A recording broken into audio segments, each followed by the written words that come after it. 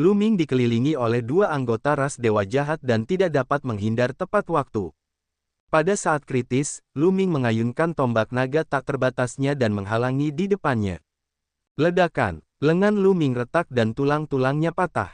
Sebuah kekuatan mengerikan datang menekannya, membuatnya terpental dan batuk darah. Pada saat yang sama, anggota ras dewa jahat yang kurus dan kecil menyerang lagi dan menyerbu ke arah Lu Ming. Lu Ming meraung dan menghindar dengan sekuat tenaga. Pada saat yang sama, dia mengaktifkan tubuh emas yang tak terpadamkan dan tubuhnya menjadi sekeras senjata dewa. Namun, bila tajam milik lawan menebas tubuh Lu Ming, dan tubuh emas abadi itu masih hancur. Beberapa luka dalam muncul dan menyentuh pelindung tulang. Kalau saja dia tidak mempunyai tubuh emas yang tidak dapat binasa, tubuhnya pasti sudah terbelah dua. Sialan, kenapa bocah ini susah sekali dibunuh? Bunuh, bunuh, bunuh. Dewa jahat yang kurus dan kecil itu terus meraung. Keempat lengannya dan keempat bilah tajamnya terus berayun keluar, melancarkan badai serangan ke arah Lu Ming. Pada saat yang sama, anggota lain dari suku dewa jahat menyerang Lu Ming. Mereka berdua menyerang dan Lu Ming dalam bahaya. Lu Ming mengerahkan seluruh tenaganya, terus menghindar dan sesekali membalas. Namun, ia masih terus terluka. Ada beberapa kali ia hampir dipenggal. Untungnya, ia memiliki gulungan kuno yang tidak bisa dihancurkan, yang memungkinkan luka-lukanya pulih dengan cepat. Jika itu orang lain, mereka pasti sudah lama meninggal. Namun, dia tidak bisa terus seperti ini. Dia masih belum sebanding dengan pihak lain dan akan dibunuh olehnya sejak lama. Salah satu lawannya sangat kuat sementara yang lain sangat cepat. Keduanya lebih kuat dari Lu Ming. Lu Ming mulai mempertimbangkan apakah ia harus menggunakan busur bintang jatuh. Tepat pada saat ini, tak jauh dari sana, seberkas cahaya pelangi melesat. Kecepatannya sangat mengejutkan. Manusia, mata Lu Ming berbinar. Lu Ming melihat bahwa itu adalah seorang lelaki tua berambut putih, yang tengah menyerbu langsung ke medan perang mereka. Suara mendesing. Dari kejauhan, lelaki tua itu mengayunkan cahaya pedang ke arah anggota ras dewa jahat yang kurus dan kecil itu. Anggota ras dewa jahat yang kurus dan kecil itu mengacungkan keempat bilah pedangnya yang tajam untuk menghalangi, beradu dengan cahaya pedang. Dengan beberapa ledakan, tubuh anggota ras dewa jahat kecil itu bergetar hebat dan terlempar. Pada saat ini, lelaki tua berambut putih itu sudah tiba. Dia memegang pedang panjang di tangannya, dan cahaya pedang sedingin es meledak, mengalir ke arah anggota ras dewa jahat yang kurus dan kecil. Kekuatan orang tua ini sungguh mengejutkan, bahkan lebih hebat dari anggota ras dewa jahat kecil itu. Seketika, anggota ras dewa jahat kecil itu tidak dapat membalas dan hanya bisa bertahan. Dengan hanya dewa jahat kekar yang tersisa, tekanan Lu Ming berkurang drastis.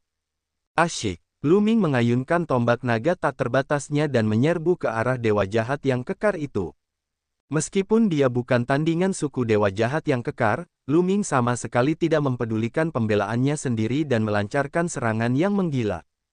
Bahkan jika serangan pihak lain mendarat pada Lu Ming, selama itu bukan serangan yang langsung membunuh, Lu Ming tidak takut. Di awal pertarungan sengit antara keduanya, Lu Ming masih dalam posisi yang kurang menguntungkan. Namun, seiring berjalannya waktu, ia mulai membalikkan keadaan. Dia tidak peduli dengan pertahanan. Bahkan jika dia terluka, dia bisa pulih dengan cepat. Namun, pihak lain tidak bisa melakukannya. Dia harus mengalihkan perhatiannya ke pertahanan. Setelah pertempuran yang panjang, konsumsi energinya sangat besar. Secara perlahan, Lu Ming justru menguasai keadaan, namun malah tertekan. Lanjutkan, lanjutkan. Mata Lu Ming menjadi sangat cerah. Dalam pertarungan hidup dan mati, potensi seseorang dapat dirangsang secara maksimal, dan pemahaman seseorang terhadap hukum nomologis berada pada titik terdalam. Pada saat ini, Lu Ming merasa bahwa pemahamannya tentang hukum Dao Arai dan hukum kematian telah mencapai batasnya. Dia akan menyentuh jendela menuju terobosan. Dia sudah sangat dekat. Selama dia bisa menembus jendela kertas, Lu Ming pasti bisa menerobosnya. Semua, pada saat itu terdengarlah teriakan. Dan EBCP, anggota ras dewa jahat kecil itu bukanlah tandingan lelaki tua berambut putih itu dan dibunuh olehnya dengan pedang. Dewa jahat yang kurus terbunuh, dan dewa jahat yang berotot terkejut. Dia dalam keadaan bingung saat dia ditusuk oleh tombak Luming, dan sebuah lubang muncul di tubuhnya. Dan EBCP, anggota ras Dewa Jahat tidak peduli dengan luka-lukanya dan berbalik untuk berlari. Dia tahu bahwa dia bukan tandingan mereka. Jika dia tidak lari, dia akan mati. Dia berlari ke arah lain dari lelaki tua berambut putih itu. Dia berlari dengan kecepatan yang luar biasa. Kau ingin pergi? Tatapan mata Luming berubah dingin. Busur bintang jatuh muncul. Dia menarik tali busur dan anak panah 9 warna melesat keluar. Dengan kultivasi Luming saat ini, kekuatan busur bintang jatuh bahkan lebih mengejutkan. Anak panah itu melesat di udara. Anggota ras Dewa Jahat yang berotot itu ingin menangkisnya, tetapi dia terluka parah dan tidak dapat menangkisnya sama sekali. Kepalanya tertembak, dan otaknya meledak seperti semangka. Dua anggota ras Dewa Jahat telah tumbang. Haha, menakjubkan, menakjubkan, sungguh menakjubkan. Tetua berambut putih itu tertawa dan menatap Luming dengan heran. Tingkat kultivasi Luming hanya berada pada tahap Kaisar Ilusi Bintang 5, tetapi kekuatan tempurnya sangat dahsyat, yang sangat mengejutkannya. Terima kasih atas bantuanmu, senior. Luming menangkupkan tinjunya dan mengucapkan terima kasih. Haha, kau tidak perlu berterima kasih padaku. Dengan kekuatanmu, bahkan jika aku tidak melakukan apapun, kau akan baik-baik saja. Kau hanya seorang Kaisar Void Bintang 5, tetapi kau benar-benar mampu melawan Kaisar Sejati tahap kelima. Ini benar-benar mengejutkanku. Kaisar Sejati tingkat kelima. Luming tampak bingung. Adik kecil, kamu tidak tahu berapa peringkat Kaisar Sejati. Orang tua berambut putih itu terkejut. Luming menggelengkan kepalanya. Dia benar-benar tidak tahu. Kamu tidak tahu kekuatan tempur Kaisar Sejati dan berani datang ke medan perang Kaisar Sejati. Ini. Pria tua berambut putih itu terdiam. Ia melanjutkan, adik kecil, mari kita ambil inti kristal itu dulu, baru kita tinggalkan tempat ini. Aku khawatir pertempuran tadi akan menarik perhatian orang lain. Baiklah. Luming terbang ke arah Dewa Jahat yang kekar itu dan menyimpan gelang penyimpanan dan inti kristalnya. Orang tua berambut putih itu kemudian menyimpan gelang penyimpanan dan inti kristal milik ras Dewa Jahat. Kemudian, mereka berdua meninggalkan tempat itu. Tak lama kemudian, mereka muncul di sebuah gua tersembunyi. Dalam perjalanan, Luming mengetahui bahwa nama lelaki tua itu adalah Bai Tai. Luming pun memberitahukan namanya. Namun, lelaki tua itu belum pernah mendengar nama Luming.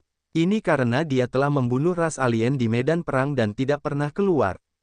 Senior Putih, aku ingin tahu bagaimana kekuatan pertempuran alam Kaisar Sejati dibagi. Luming bertanya lagi. Sebelumnya, dia pernah mendengar Bai Tai mengatakan bahwa dia memiliki kekuatan tempur Kaisar Sejati tingkat 5 dan beberapa Kaisar Sejati bintang. Dia sangat penasaran. Alam Kaisar Sejati adalah alam yang sangat rumit. Dalam hal kultivasi, biasanya bintang 1 hingga 7. Namun, ada perbedaan besar dalam kekuatan pertempuran, dan itu karena hukum. Di alam Kaisar Sejati, hukum menentukan kekuatan tempur seseorang. Kultivasi tidak terlalu penting. Misalnya, Kaisar Sejati bintang 7 hanya memiliki 3 hingga 4 jenis hukum alam kedua, sedangkan Kaisar Sejati bintang 1 memiliki 9 jenis hukum alam ketiga. Jadi, menurut Anda siapa yang lebih kuat? Bai Tai menjelaskan dan lalu bertanya. Tentu saja, orang yang mengendalikan 9 jenis hukum tingkat ketiga lebih kuat. Kata Luming, benar sekali. Itulah sebabnya di alam Kaisar Sejati, meskipun kultivasi juga dapat menentukan kekuatan tempur seseorang, itu tidak terlalu penting. Hukum nomologi memiliki pengaruh yang lebih besar pada kekuatan tempur. Namun, kesenjangan hukum di alam Kaisar Sejati terlalu besar.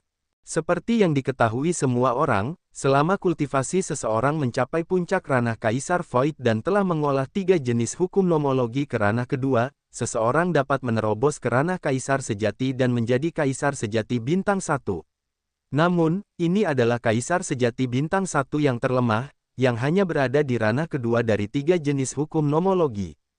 Jika Anda ingin menjadi Kaisar Agung, Anda harus mengolah 9 jenis hukum ke alam ketiga. Beberapa hukum Kaisar Sejati puncak dapat mengendalikan 9 jenis hukum alam ketiga. 3 jenis level kedua, 9 jenis level ketiga, dan setiap level memiliki tingkat kematangan yang berbeda. Apa perbedaan di antara ketiganya? Bai Tai dijelaskan secara rinci. Lu Ming menyentuh hidungnya. Dia menyadari bahwa ada perbedaan besar di antara mereka. 3 jenis alam kedua, 9 jenis alam ketiga. Perbedaan ini sungguh mengejutkan. Kaisar sejati yang terlemah memiliki kultivasi bintang 1 dan dapat mengendalikan 3 jenis hukum alam kedua. Kaisar sejati puncak memiliki kultivasi bintang 7 dan dapat mengendalikan 9 jenis hukum alam ketiga. Perbedaan kekuatannya terlalu mengejutkan. Mustahil untuk secara akurat membedakan kekuatan pertempuran kaisar sejati hanya dengan mengandalkan bintang 1, bintang 2, dan bintang 3. Oleh karena itu, pada zaman dahulu, nenek moyang kita membuat pembagian yang lebih rinci tentang ranah kaisar sejati, yaitu pembagian kekuatan tempur. Berdasarkan kekuatan tempur, ranah kaisar sejati dibagi menjadi 18 tingkatan. Ini adalah kekuatan pertempuran kaisar sejati peringkat 18. Bai Tai menjelaskan. Lu Ming akhirnya mengerti. Kaisar sejati telah membagi kekuatan tempurnya menjadi 18 tingkatan. Lu Ming mendesah penuh emosi. Misalnya, mereka yang baru saja menerobos ke alam kaisar sejati dan hanya dapat mengendalikan 3 jenis hukum alam kedua adalah tahap terlemah dari kaisar sejati pertama. Tentu saja, ada orang yang kuat dan lemah pada tahap yang sama. Beberapa orang dapat mengendalikan hukum terkuat, beberapa dapat mengendalikan hukum jalur raja, dan beberapa dapat mengendalikan hukum biasa. Ada juga kekuatan magis yang memengaruhi kekuatan tempur seseorang. Lebih jauh lagi, mereka yang telah menguasai 3 jenis hukum tingkat kedua dan 1 atau 2 jenis hukum tingkat pertama juga akan memiliki kekuatan tempur seorang kaisar sejati tingkat pertama. Demikian pula, mereka yang dapat mengendalikan 4 hingga 5 jenis hukum alam kedua dan memiliki basis kultivasi kaisar sejati bintang 1 akan memiliki kekuatan pertempuran kaisar sejati tahap kedua. Singkatnya, pembagiannya sangat rumit. Saya tidak dapat menjelaskannya dalam beberapa kata. Saya akan memberikan Anda jimat giok dengan pembagian terperinci kekuatan tempur alam kaisar sejati. Lihatlah. Bai Tai mengeluarkan jimat giok dan menyerahkannya kepada Lu Ming. Terima kasih, senior kulit putih. Lu Ming mengambilnya dan mengamatinya dengan indera spiritualnya. Ia membacanya dengan saksama. Setelah beberapa saat, Lu Ming meletakkan jimat gioknya. Dia akhirnya memahami kekuatan tempur dari alam kaisar sejati. Di ranah kaisar sejati, hukum nomologis paling memengaruhi kekuatan tempur seseorang. Namun, kultivasi, yang juga merupakan kekuatan dunia, kekuatan tubuh fisik, dan seni ilahi, juga dapat memengaruhi kekuatan tempur seseorang. Oleh karena itu, total kekuatan tempur dibagi menjadi 18 tingkat. Kedua anggota ras Dewa Jahat yang mereka bunuh sebelumnya memiliki kekuatan tempur kaisar sejati tingkat kelima. Setelah beberapa perbandingan, Lu Ming memperkirakan bahwa ia memiliki kekuatan tempur kaisar sejati tingkat keempat. Meskipun tingkat kultivasi Lu Ming hanya pada tahap kaisar ilusi bintang 5, tubuh fisiknya sangat kuat, yang dapat menebus kurangnya tingkat kultivasinya. Di sisi lain, Lu Ming menguasai 9 jenis hukum. Namun, 3 di antaranya adalah hukum pamungkas. Jika diubah menjadi kemampuan ilahi, kekuatan serangannya akan sangat mengejutkan. Selain itu, hukum kekacauannya telah mencapai alam kedua. Itulah sebabnya ia memiliki kekuatan tempur kaisar sejati tahap keempat. Itu sudah sangat mengejutkan. Dalam sejarah, belum pernah ada kaisar ilusi bintang 5 yang mencapai kekuatan pertempuran kaisar sejati tingkat keempat. Yang terkuat hanya setara dengan kaisar sejati tingkat pertama. Namun, Lu Ming juga mengerti bahwa meskipun kekuatan tempurnya hanya pada tahap keempat dari alam kaisar sejati, dengan bantuan gulungan kuno yang tidak dapat dihancurkan, Lu Ming dapat bertarung melawan kaisar sejati tahap kelima. Dia bahkan dapat membuat lawannya kelelahan hingga mati. Pertempuran sebelumnya sudah cukup untuk membuktikan hal ini.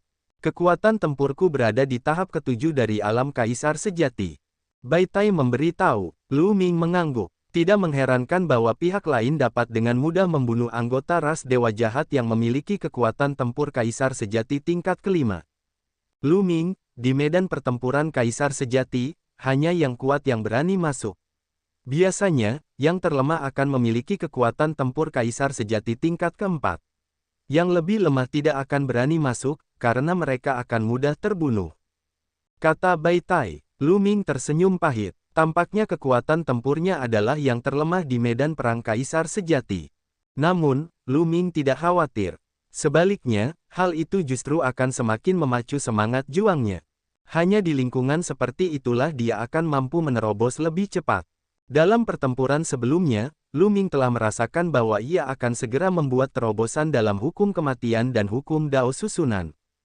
Terlebih lagi, Lu Ming memiliki banyak kartu truf, seperti busur bintang jatuh dan tubuh fisik Celestial Tear. Jika dia bertemu dengan kaisar sejati yang menyimpang, dia tidak perlu khawatir untuk melindungi dirinya sendiri. Lu Ming, mengapa kita berdua tidak bekerja sama dan memburu suku dewa jahat bersama-sama? Bagaimana menurutmu? Bai Tai menyarankan. Baiklah. Lu Ming merenung sejenak lalu mengangguk setuju. Pertama-tama, dia merasa bahwa Bai Tai adalah orang yang baik dan tidak tampak seperti orang yang jahat. Selain itu, dia memang sangat tidak mengenal medan perang kaisar yang sebenarnya. Akan lebih baik baginya untuk bekerja sama dengan Bai Tai untuk memburu ras dewa yang jahat. Baiklah, namun, pinggiran medan perang kaisar sejati juga sangat berbahaya. Ada banyak ahli, dan kita tidak bisa begitu saja menerobos masuk. Mari kita cari tempat untuk menyiapkan penyergapan terlebih dahulu dan lihat apakah kita bisa menyergap suku dewa jahat. Lu Ming tidak keberatan dengan saran Bai Tai. Keduanya meninggalkan tempat itu dan menemukan tempat tersembunyi. Bai Tai mengeluarkan selembar kain hitam dan menutupi mereka berdua.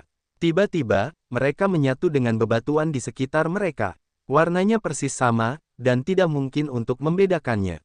Terlebih lagi, kain ini memiliki kemampuan untuk menyembunyikan aura seseorang.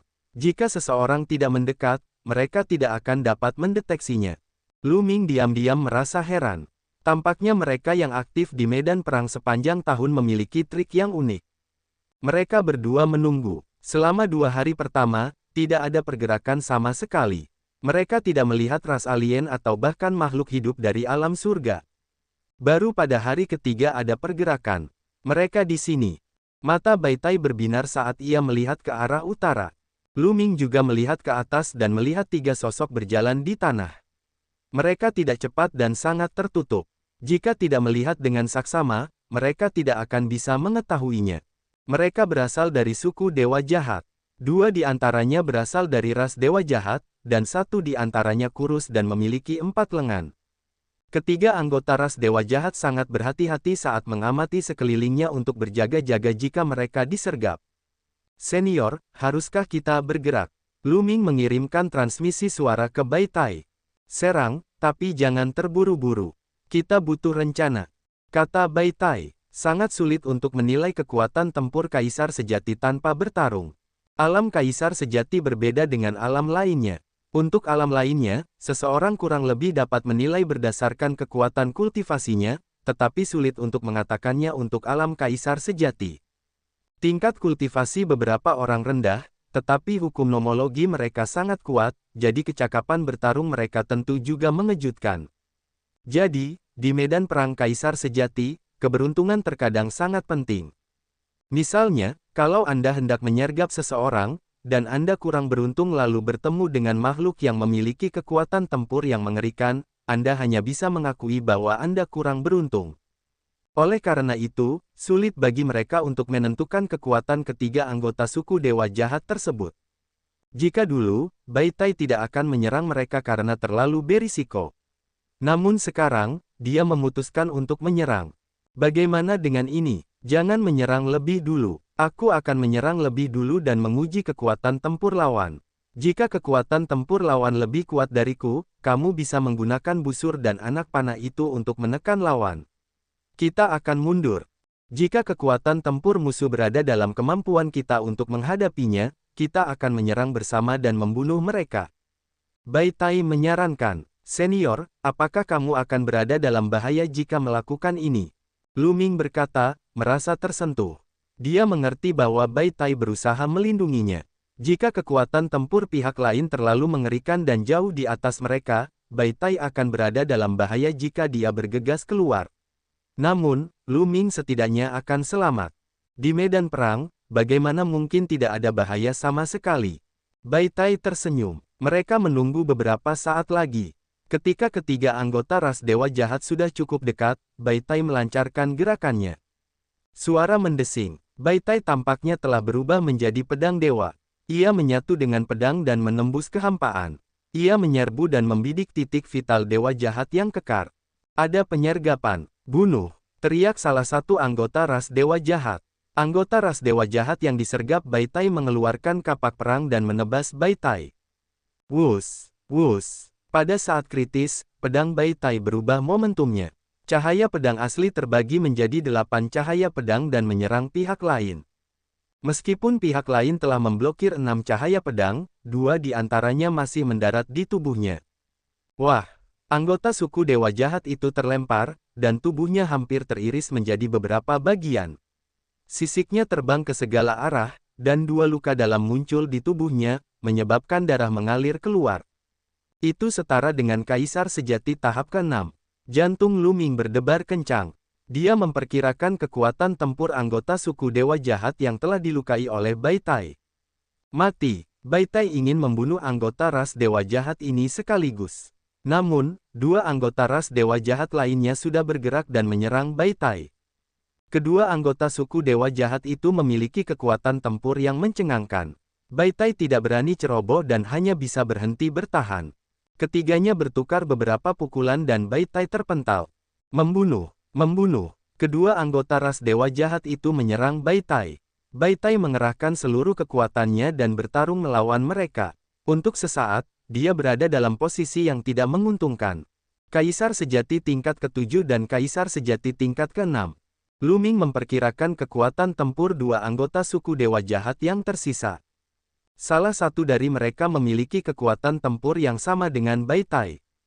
Dengan keduanya bekerja sama, Bai Tai berada pada posisi yang kurang menguntungkan. Namun, Bai Tai fokus pada pertahanan, jadi dia tidak akan terkalahkan untuk saat ini. Pada saat ini, anggota ras dewa jahat yang terluka berjuang untuk berdiri. Dengan ekspresi ganas di wajahnya, dia menyerang Bai Tai. Kaisar sejati tingkat ke-6, aku ingin mencoba. Lu Ming menunjukkan jejak semangat juang dan bergegas mendekat. Dalam proses bergegas keluar, Lu Ming memadatkan tombak panjang di tangannya. 9 jenis hukum saling terkait di dalamnya. Asyik! Dia berubah menjadi sambaran petir dan menyerang anggota suku dewa jahat yang terluka. Kaisar kekosongan, merasakan aura Lu Ming, anggota suku dewa jahat tertegun sejenak. Kemudian, dia menunjukkan niat membunuh yang ganas dan berkata, Dewa Ilusi berani menyerangku. Bunuh! Begitu dia selesai berbicara, cahaya penghancur meledak dari mata ketiganya. Cahaya penghancur itu berubah menjadi pedang tempur dan menebas Lu Ming. Lu Ming menjentikkan tombak panjangnya dan bertabrakan dengan pedang tempur. Dengan suara berdenting, pedang tempur itu terlempar. Tubuh Lu Ming membeku sesaat sebelum ia terus menyerang ke depan. Sangat kuat, ras dewa jahat terkejut. Awalnya, dia mengira Lu Ming hanyalah seorang tirk yang ilusi. Tidak peduli seberapa kuat kekuatan tempurnya, dia bisa menyelesaikan masalah dengan satu gerakan. Namun, Lu Ming benar-benar dapat melontarkan serangannya dengan satu gerakan. Ia sangat terkejut. Jenius, dia benar-benar jenius yang tak tertandingi. Bunuh dia! Mata anggota suku dewa jahat yang terluka itu menyala-nyala karena amarah. Dia memegang kapak perang dan menyerang Lu Ming. Lu Ming tidak takut sama sekali saat dia menyerang pihak lain. Wah! Keduanya bertabrakan dan kekuatan mengerikan menyembur keluar dari kapak perang. Tubuh Lu Ming bergetar hebat dan dia terlempar. Lengannya penuh luka, tetapi di bawah pengaruh gulungan kuno yang tidak bisa dihancurkan, lukanya cepat sembuh. Membunuh. Sosok Lu Ming berhenti sejenak sebelum dia menyerang pihak lain. Bocah, mati saja. Para anggota suku dewa jahat meraung murka dan melancarkan serangan-serangan mereka yang mengerikan. Keduanya saling bertukar jurus berturut-turut. Lu Ming bukan tandingannya. Ia terkena cahaya penghancur milik lawan dan luka muncul di tubuhnya. Akan tetapi, otot-otot pada luka itu dengan cepat menggeliat dan pulih dengan kecepatan yang mencengangkan. Sungguh kekuatan yang dahsyat, seperti yang diharapkan dari kaisar sejati tingkat ke-6. Untungnya, pihak lain terluka. Lu Ming merenung. Jika dia berada di puncaknya, Lu Ming akan berada dalam bahaya bahkan jika dia memiliki gulungan kuno yang tidak bisa dihancurkan. Namun, dia baru saja terluka oleh serangan diam-diam Bai Tai dan kekuatan tempurnya telah sangat berkurang. Paling-paling, dia hanya sedikit lebih kuat dari kaisar sejati tingkat kelima. Lu Ming masih bisa menahan kekuatan tempur seperti itu. Membunuh. Lu Ming tidak peduli dengan luka-lukanya dan menyerang pihak lain. Keduanya terus bertukar pukulan. Lu Ming benar-benar tidak diuntungkan dan terus-menerus dilukai oleh lawannya. Namun, di bawah pengaruh gulungan kuno yang tidak dapat dihancurkan, ia akan pulih dengan sangat cepat. Sekalipun dia bertarung, luka-lukanya akan sembuh dengan cepat. Monster ini. Para anggota suku Dewa Jahat menunjukkan ekspresi ketakutan. Lu Ming seperti monster yang tidak bisa dibunuh. Hukum kematian, hukum Dao Arai, teroboslah untukku. Lu Ming meraung dalam hatinya. Dalam pertempuran sengit itu, Lu Ming sekali lagi melihat aura terobosan. 9 jenis hukum diedarkan secara ekstrim oleh Lu Ming. Ledakan. Tiba-tiba, kekuatan Lu Ming meningkat satu tingkat dan dia menyapu serangan pihak lain dengan satu gerakan. Aku berhasil menembusnya. Itu adalah hukum Dao Arai. Lu Ming sangat gembira. Susunan hukum Dao-nya akhirnya berhasil menembus alam kedua. Arai Dao Lu Ming telah menembus ke alam kedua. Kekuatan tempurnya tidak diragukan lagi telah meningkat beberapa poin. Asyik. Sinar cahaya tombak menusuk ke arah pihak lain. Dia benar-benar berhasil. Jadi bagaimana jika dia berhasil? Dia tetap akan mati. Bunuh. Ahli dari suku Dewa Jahat itu marah besar. Dia mengabaikan luka-lukanya dan melancarkan badai serangan. Lu Ming berusaha sekuat tenaga untuk melawan pihak lain. Meskipun dia masih dalam posisi yang kurang menguntungkan, situasinya lebih baik dari sebelumnya. Hukum kematian. Lu Ming fokus penuh, mencoba menerobos hambatan aturan kematian. Setelah 10 gerakan berikutnya, aura kematian yang sangat kuat tiba-tiba terpancar dari tubuh Lu Ming. Pada saat yang sama, kekuatan Lu Ming meningkat pesat. Ledakan. Lu Ming bertukar pukulan lagi dengan ras Dewa Jahat. Kali ini, Lu Ming tidak mundur. Sebaliknya, ras Dewa Jahatlah yang dipaksa mundur oleh Lu Ming. Hukum kematian, terobosan. Aturan kematian Lu Ming telah resmi mencapai alam kedua. Hukum kematian adalah hukum pamungkas dan tidak dapat dibandingkan dengan hukum Dao Arai. Dengan terobosan dan fusi dengan hukum kekacauan, kekuatan tempur Lu Ming telah meningkat pesat. Kemampuan Lu Ming mulai menekan pihak lain. Bagaimana mungkin? Pihak lainnya berteriak tak percaya. Mampu mencapai terobosan berturut-turut di tengah pertarungan dengannya. Bagaimana mungkin ada orang seperti itu? Bakat ini agak terlalu mengerikan. Membunuh. Kekuatan tempur dan kepercayaan diri Lu Ming meningkat pesat. Ia mulai melakukan serangan balik dan serangannya menjadi liar. Wus. Cahaya tombak itu menyelimuti seluruh tubuh ras Dewa Jahat. Aduh. Tombak Lu Ming menembus tubuh anggota suku Dewa Jahat, membawa aliran darah yang panjang. Jika suku Dewa Jahat berada di puncaknya, mereka masih akan lebih kuat dari Lu Ming saat ini. Meskipun Lu Ming telah menembus 2 jenis hukum berturut-turut dan kekuatan tempurnya telah meningkat pesat, kekuatan tempurnya tidak langsung mencapai kekuatan tempur kaisar sejati tingkat ke-6.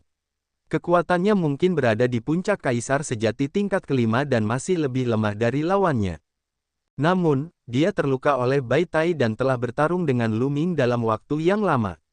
Kekuatan tempurnya telah melemah dan sekarang lebih lemah dari Lu Ming. Serangan Lu Ming bagaikan badai, menerjang lawannya. Ia sama sekali mengabaikan pertahanannya sendiri, dan lawannya bahkan lebih kalah telak. Setelah lebih dari 10 gerakan, separuh tubuhnya hancur oleh Lu Ming. Dia terluka parah dan hampir mati. Datanglah dan selamatkan aku. Anggota ras Dewa Jahat itu meraung dan memanggil yang lain untuk datang dan menyelamatkannya. Salah satu anggota ras Dewa Jahat yang melawan Bai Tai memiliki kekuatan tempur kaisar sejati tingkat 6. Dia meninggalkan Bai Tai dan menyerang Lu Ming. Anggota ras Dewa Jahat lainnya dengan kekuatan tempur kaisar sejati tingkat 7 terus melawan Bai Tai. Berdengung. Anggota ras Dewa Jahat yang menyerang Lu Ming bertubuh kurus dan kecil. Ia memiliki 4 lengan dan sangat cepat. Ia melesat di kehampaan dan menyerang Lu Ming. Lu Ming segera mengeluarkan busur bintang jatuh. Lu Ming telah mencapai tujuannya dalam pertempuran ini. Tidak perlu menunda lebih lama lagi. Dengan terobosan hukum Lu Ming, kekuatan busur bintang jatuh menjadi lebih kuat. Zhao Fu mengirimkan kekuatan hukum dan kekuatan dunianya ke busur bintang jatuh, dan anak panah yang memancarkan 9 warna melesat keluar seperti komet. Apa? Anggota ras dewa jahat kecil itu terkejut. Dia melambaikan keempat tangannya terus-menerus, dan keempat bilah tajam itu menebas dalam upaya untuk memblokir panah 9 warna. Dengung, dengung, dengung, dengung, dengung. Dengan 4 ledakan berturut-turut, keempat bilah tajam anggota ras dewa jahat yang kurus itu terlempar. Tubuhnya bergetar hebat saat dia mundur. Meskipun ia berhasil menangkis sebagian kekuatan anak panah, ia tidak menangkisnya sepenuhnya. Anak panah itu tidak berhenti dan terus melesat. Aduh! Anggota ras dewa jahat yang kurus itu langsung tertusuk oleh anak panah itu, meninggalkan lubang besar di tubuhnya. Kekuatan penghancur anak panah itu telah memusnahkan kekuatan hidupnya. Saat ini, kekuatan tempur Lu Ming telah mencapai puncak kaisar sejati tingkat kelima. Tidak sulit baginya untuk menembak mati kaisar sejati tingkat keenam dengan busur bintang jatuh. Melihat hal ini, anggota suku dewa jahat yang sebelumnya dilukai oleh Lu Ming hampir mati ketakutan. Membunuh, Lu Ming menyingkirkan busur bintang jatuh dan menyerangnya. Kali ini, dia tidak menghabiskan banyak tenaga untuk membunuh pihak lain. Pada saat ini, anggota suku dewa jahat yang bertarung dengan Bai Tai terkejut. Itu benar-benar tidak dapat dipercaya. Dua ahli kaisar sejati tingkat keenam dari ras dewa jahat sebenarnya bukan tandingan Kaisar Void dan dibunuh olehnya.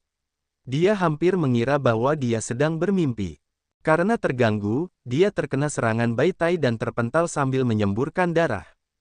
Bai Tai tidak akan melepaskan kesempatan seperti itu dan mengambil kesempatan untuk melancarkan badai serangan. Wah! Anggota suku dewa jahat mencoba yang terbaik untuk menyerang sebelum berbalik untuk melarikan diri. Lu Ming mengeluarkan busur bintang jatuh dan menembakkannya. Ledakan! Anggota ras dewa jahat itu tertusuk anak panah dan hampir mati. Bai Tai yang bergegas datang memanfaatkan kesempatan itu dan membunuhnya dengan satu tebasan pedang. Ketiga anggota ras dewa jahat telah terbunuh. Dan EBCP, mereka berdua menyimpan gelang penyimpanan dan inti kristal milik ras dewa jahat dan meninggalkan area tersebut. Mereka bersembunyi di tempat rahasia lain dan memeriksa barang rampasan mereka. Dalam pertempuran ini, Lu Ming telah memperoleh 2 gelang penyimpanan. Selain gelang penyimpanan sebelumnya, Lu Ming memeriksanya satu per satu. Inti dunia. Mata Lu Ming berbinar. Dia menemukan 5 keping inti dunia di gelang penyimpanannya. Secara umum, hanya ahli alam kaisar sejati dengan dunia kecil yang stabil yang dapat memperoleh inti dunia lengkap setelah membunuh mereka. Setelah suku dewa jahat membunuh kaisar sejati dari alam surga, mereka kembali dengan inti dunia untuk menerima hadiah mereka. Inti alam sangat berguna bagi makhluk di alam surga. Selama hukum nomologi pada inti dunia dihilangkan, energi inti dunia dapat langsung diserap dan dimurnikan. Energi tersebut dapat digunakan untuk memadatkan dunia kecil dan meningkatkan kultivasi. Tentu saja, jika hukum nomologi inti dunia pihak lain sama persis dengan hukum nomologi Anda, maka selamat, efeknya akan lebih besar. Namun, para petinggi kota dua dunia memiliki aturan bahwa di medan perang, orang-orang dari alam surga tidak diperbolehkan saling membunuh. Oleh karena itu, jika mereka ingin mendapatkan inti dunia, mereka hanya dapat melakukannya dari suku dewa jahat. Ras dewa jahat akan memburu para ahli alam surga dan mendapatkan inti dunia. Selama mereka membunuh ras dewa jahat, mereka akan bisa mendapatkan inti dunia. Dia mengeluarkan inti dunia dan menyimpannya. Dia memeriksa benda-benda lainnya dan menyimpannya. Lu Ming, 3 inti dunia ini untukmu. Pada saat ini, Bai Tai juga telah selesai menghitung. Dia mengeluarkan 3 bagian inti dunia dan menyerahkannya kepada Lu Ming. Senior, kamu. Lu Ming sedikit tertegun. Ambillah. Kamu masih sangat muda dan memiliki bakat yang tak tertandingi. Masa depanmu tidak terbatas. Aku berbeda. Aku telah menggunakan semua potensiku. Akan sangat sulit bagiku untuk berkembang. Aku akan menyimpan sebagian untuk diriku sendiri. Aku mungkin juga akan memberimu sumber daya. Bai Tai tersenyum. Senior, bagaimana ini bisa terjadi? Lu Ming menolak. Ambillah. Leluhur saya berasal dari wilayah surgawi Hunyuan. Ketika wilayah surgawi Hunyuan diserbu oleh ras alien, leluhur saya melarikan diri ke wilayah surgawi Taiking. Selama bertahun-tahun, keluarga Bai telah berperang melawan ras alien di kota dua dunia. Hampir semua leluhur kami tewas dalam pertempuran itu.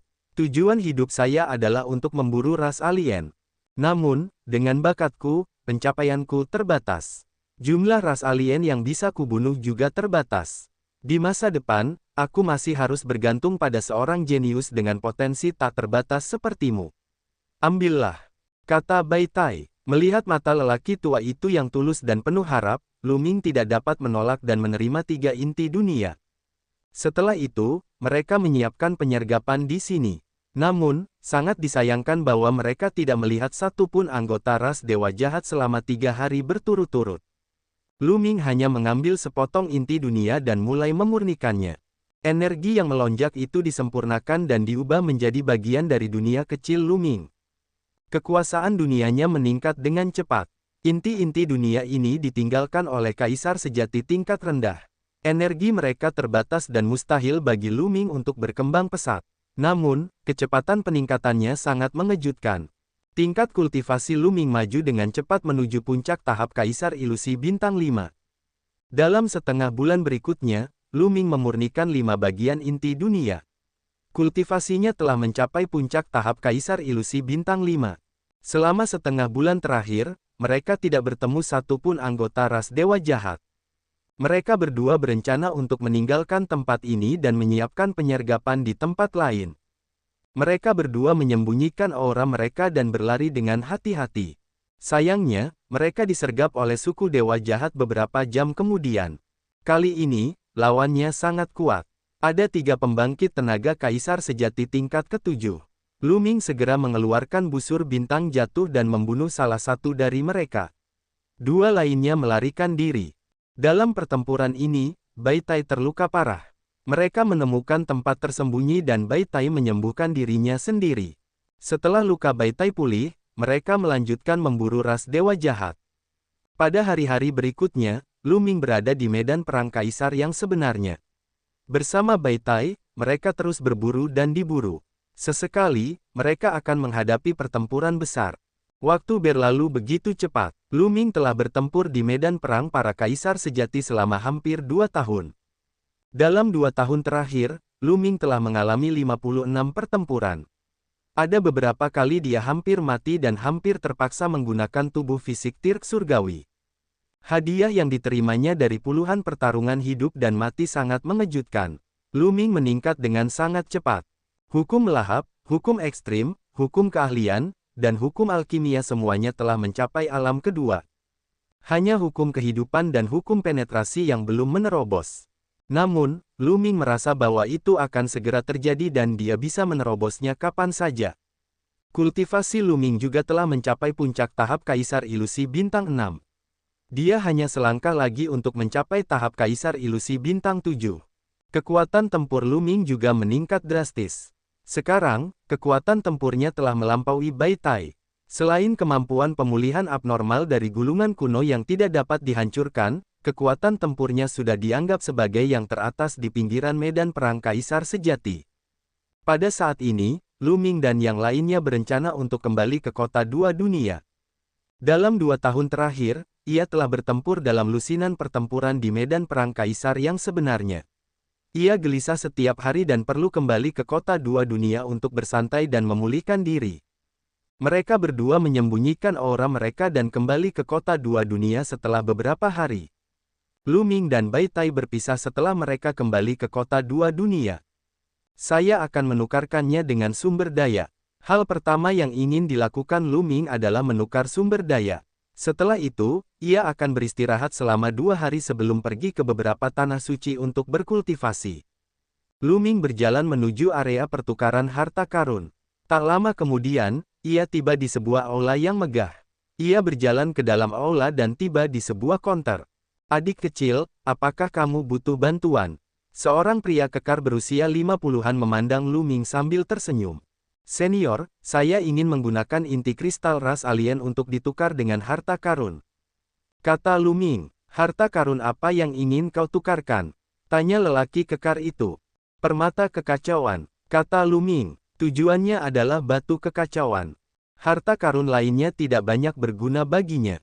Hanya ki kekacauan dalam permata kekacauan yang dapat membantunya meningkatkan kultivasinya dan bahkan merasakan hukum kekacauan. Kau ingin menukarnya dengan permata kekacauan. Adik kecil, tidak semudah itu menukarnya dengan batu kekacauan. Kau membutuhkan sejumlah besar inti kristal ras alien. Satu memiliki daftar di sini yang mencatat inti kristal ras alien yang dibutuhkan untuk berbagai harta karun. Lihatlah. Pria kekar itu menyerahkan sebuah daftar kepada Lu Ming. Lu Ming mengambilnya dan mengamatinya dengan indera spiritualnya. Di dalamnya terdapat daftar padat, mencatat kristal esensi alien yang dibutuhkan untuk ditukar dengan berbagai harta. Lu Ming mengabaikan semua hal lainnya dan menemukan permata kekacauan itu. Dia tercengang saat melihatnya. Kamu butuh sebanyak ini. Lu Ming benar-benar tidak bisa berkata apa-apa. Jumlah inti kristal alien yang dibutuhkan untuk ditukar dengan batu kekacauan terlalu tinggi. Lu Ming memperkirakan bahwa inti kristal alien yang diperolehnya dalam 2 tahun terakhir hanya dapat ditukar dengan 3 batu kekacauan. Perlu diketahui bahwa dalam 2 tahun terakhir, dia telah mengalami lusinan pertempuran dan memperoleh banyak hal. Awalnya dia berpikir bahwa dia dapat menukar setidaknya 10 permata kekacauan untuk menerobos ke alam kaisar sejati. Sekarang, tampaknya dia terlalu banyak berpikir. Namun, setelah dipikir-pikir, itu masuk akal. Permata kekacauan adalah barang habis pakai dan tidak dapat dibuat ulang. Satu yang digunakan berarti berkurang satu. Seiring berjalannya waktu, jumlahnya akan berkurang. Wajar jika harganya mahal. Jelaslah bahwa pahala yang diberikan kepadanya oleh 6 orang resi surgawi itu sudah cukup besar. 3 permata kekacauan setara dengan keuntungan 2 tahun karena mempertaruhkan nyawanya. Adik kecil, apakah kamu masih ingin menukarnya? Pria parubaya itu bertanya sambil tersenyum. Saya akan menukarkannya. Lu Ming menggertakkan giginya. Dia pasti harus menukarkannya. Permata kekacauan itu sangat berguna baginya, jadi dia akan menukarnya berapapun mahalnya. Pria parubaya itu sedikit terkejut. Awalnya, dia mengira Lu Ming masih sangat muda. Di usianya yang masih muda, hampir mustahil untuk memburu cukup banyak inti kristal ras alien untuk ditukar dengan batu kekacauan. Oleh karena itu, dia memberikan daftar itu kepada Lu Ming agar Lu Ming mempunyai gambaran mengenai apa yang harus dilakukan. Dia tidak menyangka Lu Ming masih ingin berubah. Dia tahu bahwa dia telah membuat kesalahan dalam penilaiannya. Lu Ming mengeluarkan sebuah cincin penyimpanan dan memberikannya kepada pria kekar itu. Senior, ini inti kristal alien milikku. Lihatlah. Pria kekar itu mengambilnya dan melihatnya. Keterkejutan di wajahnya semakin kuat. Dia kemudian mengangguk dan berkata, inti kristal ini dapat ditukar dengan 3 permata kekacauan. Setelah itu, lelaki kekar itu mengeluarkan sebuah cincin penyimpanan dan menyerahkannya kepada Lu Ming. Lu Ming melihatnya dan melihat ada 3 permata kekacauan di dalamnya. Lu Ming menyimpannya dengan gembira. Ia mengucapkan terima kasih dan pergi. Lu Ming tidak langsung mencoba menerobos ke alam berikutnya. Setelah kembali ke kediamannya, ia beristirahat selama 2 hari sebelum menuju ke dunia kecil di pohon kuno pemahaman jalan. Dalam 2 tahun pertempuran di medan perang kaisar sejati, Lu Ming telah membuat kemajuan besar. Dia telah membuat terobosan dalam 6 jenis hukum. Hanya hukum kehidupan dan hukum penetrasi yang belum menembus ke alam kedua. Namun, Lu Ming punya firasat bahwa itu akan segera terjadi. Dia sudah mencapai ambang terobosan. Selama dia memahaminya sedikit lebih dalam, dia mungkin bisa menerobosnya. Lu Ming berencana untuk memanfaatkan pohon kuno pemahaman jalan yang matang. Setelah kedua hukum ini berhasil ditembus, ia akan menggunakan permata kekacauan untuk menerobos ke alam berikutnya. Lu Ming pergi ke pohon kuno pemahaman jalan dan mulai bermeditasi dengan tenang. Seperti yang diharapkan, kultivasi kali ini berjalan sangat lancar. Hanya butuh 2 bulan baginya untuk membuat terobosan dalam hukum kehidupan dan hukum penetrasi, satu demi satu, untuk mencapai alam kedua. Kekuatan tempur Lu Ming telah melonjak lagi. Ketika Lu Ming sedang berkultivasi, seseorang tengah mendiskusikan sesuatu di aula keluarga Lan. Maksudmu Lu Ming menukar sejumlah besar inti alien dengan 3 batu kekacauan? Kaisar surgawi klan Lan, Lan Cheng, bertanya kepada seorang lelaki tua. Benar sekali, orang-orang dari keluarga Lan melihat Lu Ming di aula utama penebusan. Setelah bertanya-tanya, mereka mengetahui bahwa Lu Ming memang telah menukar 3 batu kekacauan dengan sejumlah besar inti kristal. Seorang lelaki tua dari keluarga Lan menjawab. Tampaknya Lu Ming telah memasuki medan perang untuk memburu ras alien. Hanya dalam waktu 2 tahun, inti kristal yang diburunya dapat ditukar dengan 3 permata kekacauan. Kita tidak bisa membiarkannya hidup. Kirim seseorang untuk mengawasi Lu Ming. Kita harus tahu kemana dia pergi, mengerti? Petik 2. Lan Cheng memerintahkan. Orang tua itu mengangguk setuju. Tentu saja Lu Ming tidak mengetahui semua ini. Sekarang, aku akan kembali dan menerobos ke alam berikutnya. Di bawah pohon kuno pemahaman jalan, wajah Lu Ming tersenyum. Dia meninggalkan tempat itu dan kembali ke kediamannya. Dia memasuki diagram gunung dan sungai. Kemudian, Lu Ming mengeluarkan batu kekacauan dan mengeluarkan 3 gumpalan ki kekacauan darinya. Dia menghisap ki kekacauan itu ke dalam mulutnya dan mulai memurnikannya. Terakhir kali, dia menggunakan waktu sebulan untuk memurnikan 3 permata kekacauan. Kali ini, dia hanya menggunakan waktu setengah bulan untuk memurnikan 3 permata kekacauan dan 9 untai ki kekacauan. Ledakan, ledakan, ledakan. Dunia kecil Lu Ming mengalami perubahan drastis dan mulai meluas. Kekuatan dunia menjadi semakin kuat, melonjak hebat di meridiannya. Aura Lu Ming juga meningkat pesat. Auranya 2 kali lebih kuat dari sebelumnya. Setelah beberapa waktu, aura di tubuh Lu Ming menjadi tenang dan dia menariknya kembali ke dalam tubuhnya. Kaisar Ilusi Bintang 7. Lu Ming akhirnya berhasil mencapai tahap Kaisar Ilusi Bintang 7. Kecepatan ini sungguh mengejutkan. Jika menyebar, orang-orang akan ketakutan setengah mati. Baru 2 tahun sejak Lu Ming menjadi kaisar, tetapi dia telah mencapai level Kaisar Ilusi Bintang 7. Kecepatan ini terlalu mengerikan. Alasan mengapa Lu Ming dapat meningkat begitu cepat terutama karena ia telah mengumpulkan terlalu banyak di masa lalu. Begitu ia berhasil menembus level tersebut, ia telah mencapai tahap Kaisar Ilusi Bintang 4. Terlebih lagi, struktur nomologi Lu Ming sangat lengkap. Ke-9 jenis hukum nomologi telah mencapai alam kedua, yang jauh melampaui kultivasinya.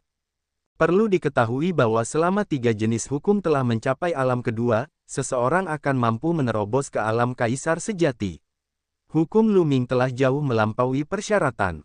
Dunia kecilnya sangat stabil. Itulah sebabnya ia dapat terus-menerus memurnikan energi ke dalamnya untuk meningkatkan kultivasinya. Aku masih punya beberapa inti dunia lagi, 11 terus menyempurnakannya dan lihat apakah aku bisa menggunakannya untuk menerobos ke alam kaisar sejati. Lu Ming memperlihatkan ekspresi penuh harap. Di medan perang kaisar sejati, ia telah memperoleh banyak inti dunia, yang semuanya berasal dari ras asing.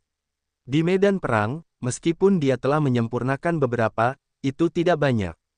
Alasan utamanya adalah bahwa di medan perang, tidak begitu aman bagimu untuk menyempurnakannya.